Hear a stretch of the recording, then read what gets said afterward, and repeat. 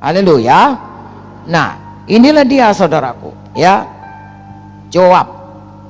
Dia menolong bahkan dari awal, dari mula-mula sebelum pun Daud terkenal. Ya, kita baca 2 Samuel 2. 2 Samuel 2 ayat 13-14. Juga Joab ayat 13-14, 2 Samuel 2. Juga Joab anak Zeruya dan anak buah Daud bergerak maju. Mereka saling bertemu di telaga di Gibeon, lalu tinggal di sana, pihak yang satu di tepi telaga sebelah sini, pihak yang lain di tepi telaga sebelah sana. Berkatalah Abner kepada Joab, biarlah orang-orang muda tampil dan mengadakan pertandingan di depan kita. Jawab Joab, baik.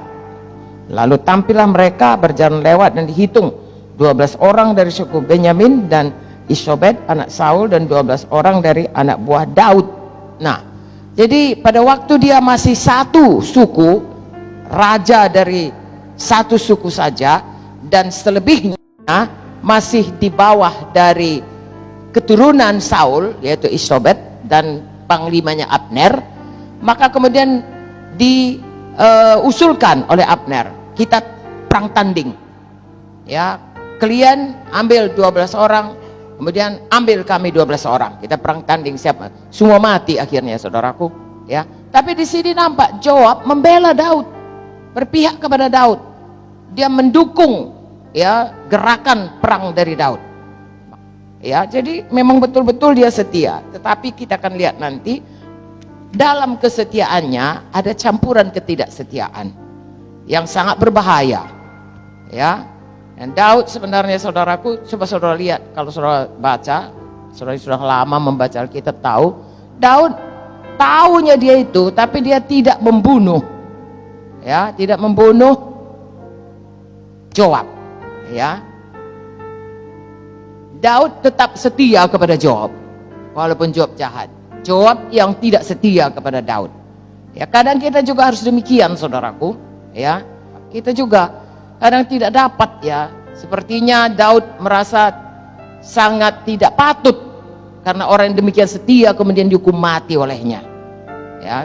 Saya percaya Tuhan akan memberikan kepada kita hikmat bagaimana melakukannya, tapi kita memang tidak mau kalau ada orang saudaraku menjadi Joab di dalam pelayanan kita. Haleluya.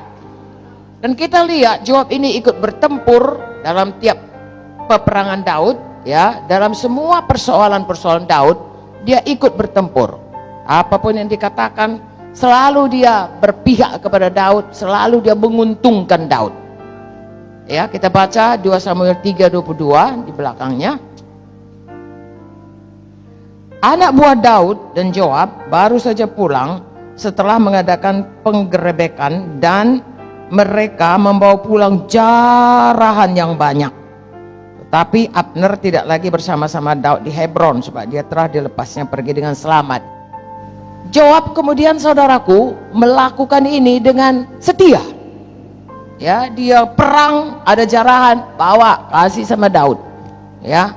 Ada lagi saudaraku raja yang mau ditaklukkan, ya. Nanti kita lihat dipanggilnya Daud, bukan dia yang mengambil mahkota itu untuk dia, enggak, panggilnya Daud supaya Daud yang menerima mahkota. Jadi memang dia setia dalam hal berperang untuk mengalahkan bangsa-bangsa lain, ya, suku-suku lain, kelompok-kelompok lain, ya, cocok sama dia itu. Tapi pada hal yang dia tidak cocok, ya, dia tidak bisa patuh. Dia memilih untuk tidak setia, ya. Dalam hal ini kita belajar saudaraku, ya, kalau ada atasan kita, ya, ada hal-hal yang kita tidak cocok, ya, supaya kita itu tetap dalam jalurnya Tuhan, kita mesti bisa menyangkal diri untuk patuh dan tidak menjadi campuran setia dan tidak setia, patuh dan tidak patuh, ya. Tuhan mau hati-hati melakukan semua firman Tuhan dengan arti kata selalu patuh. Amin. Nah, selanjutnya Joab ini tahu dia musuh-musuh Daud, dan dia sangat bersemangat menyikat musuh-musuh Daud itu. Sayangnya saudaraku, dalam semangatnya itu lagi-lagi keluar ketidakpatuhan, tidak kesetiaannya. Tapi dia begitu setianya sehingga asal namanya musuh sikat habis. Ya, Abner ini, saudaraku, karena dia adalah panglima perang daripada Saul, tentunya Saul itu berlawanan, bahkan mengejar-ngejar Daud sampai Daud itu lari kemana-mana, ya, seperti orang gila dan lain sebagainya. Ya, jelaslah itu musuh daripada suku Yehuda. Tetapi Daud sebenarnya melarang, bahkan mau kerjasama dengan Abner. Ya, dia memilih damai. Joab tidak, perang, dia katakan, bunuh Abner, apalagi sudah dibunuhnya adikku Asael. Ya, dibunuhnya, saudaraku. Jadi dari satu pihak kita melihat itu, kalau dari segi kesetiaan, dia setia membasmi musuh Daud. Ya, tapi dari pihak kepatuhan, dia tidak patuh. Makanya kita kalau melayani, saudaraku, berapi-api bagus, tapi patuh kepada Tuhan. Haleluya. Jadi ini juga, saudaraku, Joab ini sangat berapi-api, ya. Ya, memang tidak boleh berlambatan kalau menyambut masuk Tuhan, tapi semuanya mesti dalam jalan Tuhan. Ya. Kemudian saudara tahu Absalom itu kan jahat sekali kepada Daud. Tapi Daud udah berpesan, jangan bunuh anakku itu. Ya, kalau kalian jumpa dia, jangan bunuh.